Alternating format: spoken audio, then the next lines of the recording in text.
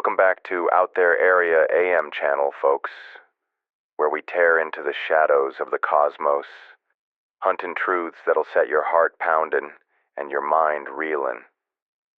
I'm Scott, your guide through history's wildest mysteries, a fella who spent years sifting through dusty files and UFO tales that keep us glued to the night sky.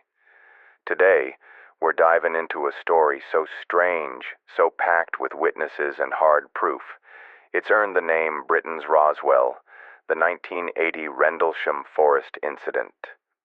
This ain't just a yarn, it's a close encounter that left battle-hardened U.S. airmen rattled and the British military stonewalling. Picture it, December 1980, a dark forest near a U.S. airbase in England. Weird lights flicker through the trees. Soldiers go to check it out, and what they find flips their world upside down. Alien craft, secret tech, or something else. Declassified files and raw testimony say this one's real, y'all. Strap in, 'cause we're about to plunge into a mystery that'll grab you and not let go. Hit that like button, subscribe, and let's chase the truth together. Let's wind back to December 1980. The world's a pressure cooker. Cold War nerves got the U.S. and Soviets staring each other down, nuclear missiles on standby. In Suffolk, England, two U.S. Air Force bases, RAF Bentwaters and RAF Woodbridge, sit tucked near Rendlesham Forest, housing NATO forces and some of America's meanest jets. UFO fever's still burning after cases like Tehran in '76, and folks are wondering what's watching from above. But what's about to unfold in this quiet forest, it's gonna rip the lid clean off. It's just past midnight, December 26th, 1980. Airman First Class John Burroughs and Staff Sergeant Bud Steffens are patrolling near Woodbridge when they spot strange lights in Rendlesham Forest. Red, blue, white, pulsating and weaving low through the pines. Thinking it's a crashed plane, they radio base and team up with Sergeant Jim Peniston. What they find ain't no aircraft. Deep in the woods, they stumble on a glowing triangular object, 9 feet wide, 6 feet tall, hovering just above the dirt.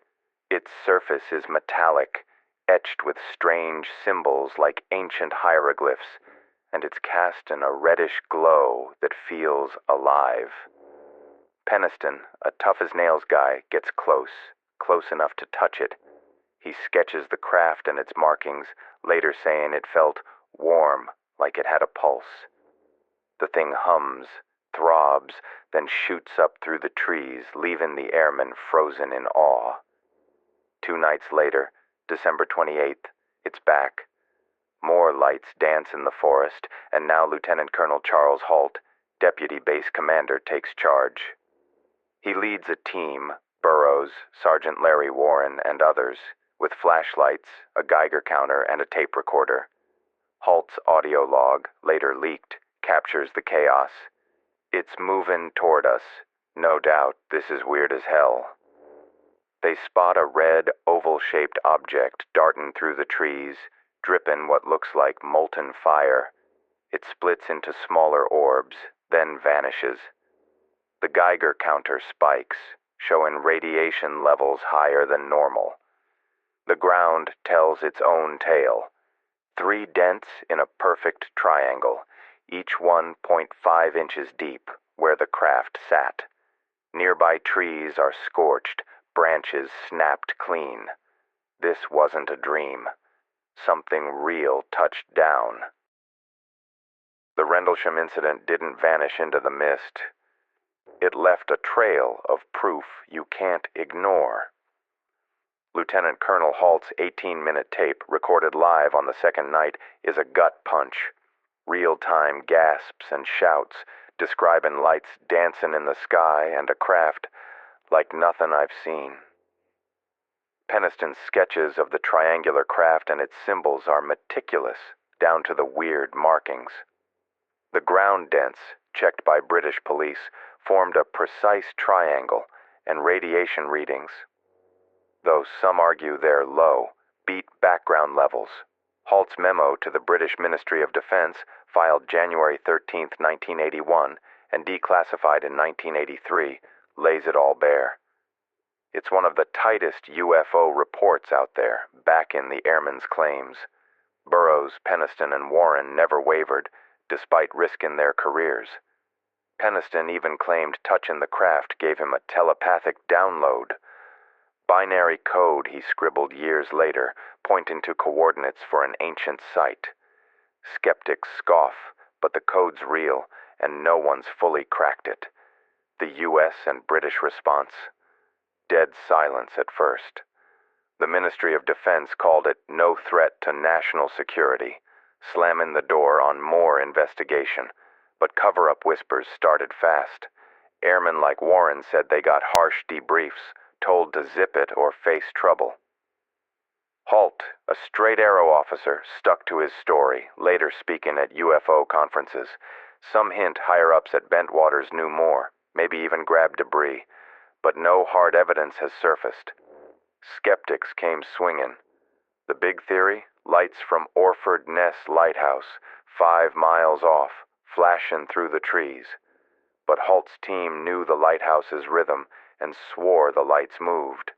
Others pitched a meteor shower or secret U.S. tech, like a stealth prototype. But why test it in a NATO ally's forest, risking a mess? And those dents, burns, and radiation. No lighthouse does that. This case's power is its witnesses, trained airmen, not UFO fanatics, and the paper trail. So why the stone wall from the top? Rendlesham's a tangle of theories, each one pulling you deeper into the unknown. Let's dig in. Theory 1. Alien touchdown. The boldest take says Rendlesham was a straight-up extraterrestrial landing. A triangular craft, weird symbols, radiation spikes, and multiple witnesses scream something not from Earth.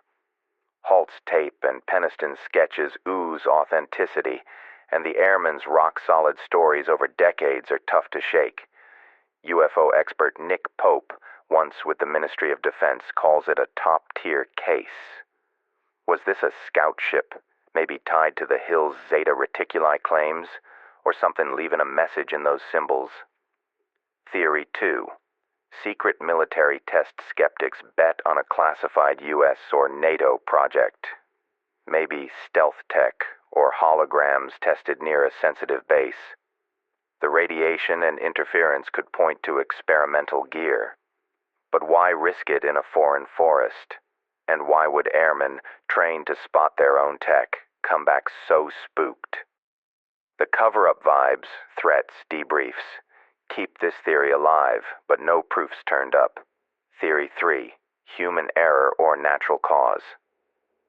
The lighthouse excuse is the skeptic's favorite, but it crumbles when you factor in moving lights, ground dents, and radiation. Meteors don't hover or leave marks, mass hysteria or sleep deprivation. These were disciplined airmen, not prone to losing it. The physical evidence, dents, burns, radiation, torpedoes this idea. Rendlesham didn't just haunt Suffolk, it set the world ablaze. The leaked Halt memo hit headlines, fueling books, documentaries, and shows like The X-Files. The forest became a mecca for UFO hunters, with Peniston and Halt speaking at global conferences. It amped up Cold War paranoia. Were UFOs a front for secret tech, or a sign of something bigger watching us? The 1980 Rendlesham Forest incident ain't just a tale. It's a flare in the dark, blazing with questions we can't duck. Did an alien craft land in that English forest, leaving marks and messing with minds? Or was it a human secret, buried under military silence? 45 years on, Halt's tape, Peniston's sketches, and those eerie ground dents keep this case alive, daring us to stare into the night and ask, what's out there lurking in the shadows? What hits hardest is the human core, battle-tested airmen, putting their careers on the line to tell a truth they couldn't bury. The cover-up whispers, The physical traces and the sheer weight of it all make Rendlesham a pillar of UFO lore.